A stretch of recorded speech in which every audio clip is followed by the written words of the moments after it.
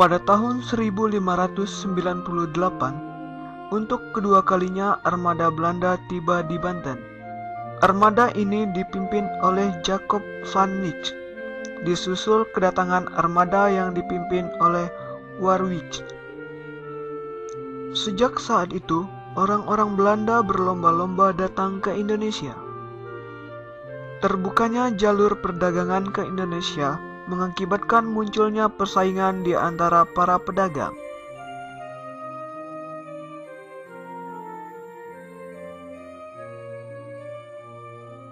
Persaingan itu terjadi antara sesama pedagang Belanda sendiri maupun dengan sesama pedagang Eropa lainnya.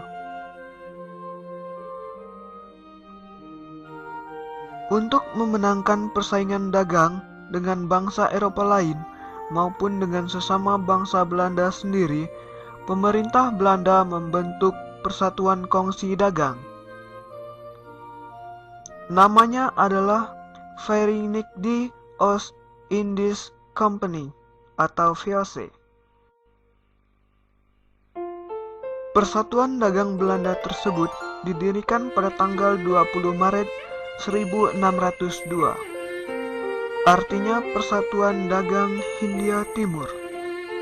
Tujuannya adalah mencari keuntungan sebesar-besarnya melawan pesaing-pesaingnya. Untuk kelancaran usaha dagangnya, pemerintah Belanda memberi hak monopoli kepada VOC untuk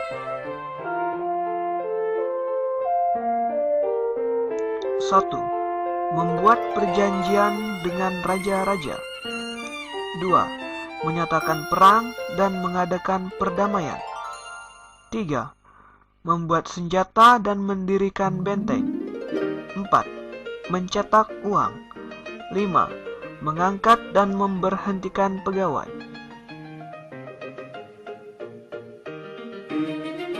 Peter Booth diangkat sebagai Gubernur Jenderal VOC yang pertama dan berkedudukan di Ambon. VOC melakukan monopoli perdagangan rempah-rempah. Artinya, rempah-rempah hanya boleh dijual kepada VOC dengan harga yang telah ditentukan oleh VOC.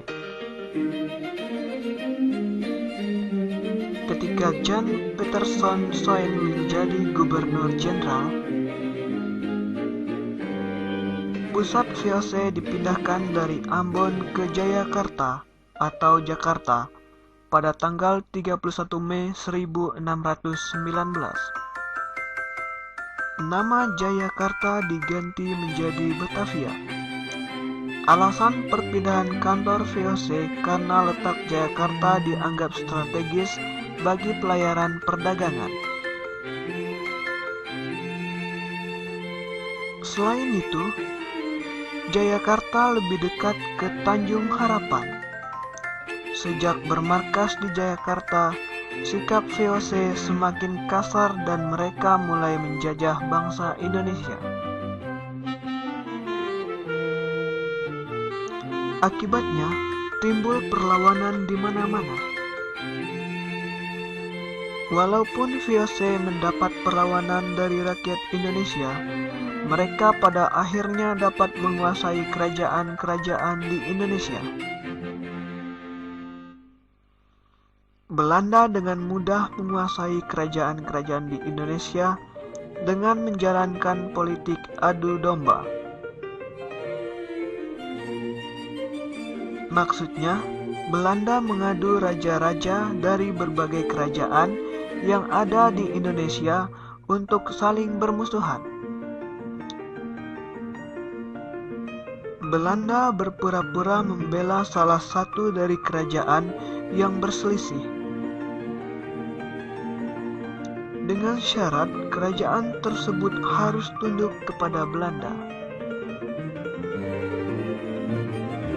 Menjelang abad ke-19, keadaan keuangan VOC semakin memburuk, sehingga VOC mengalami kebangkrutan. Akibatnya, pada tanggal 31 Desember tahun 1799, VOC dibubarkan.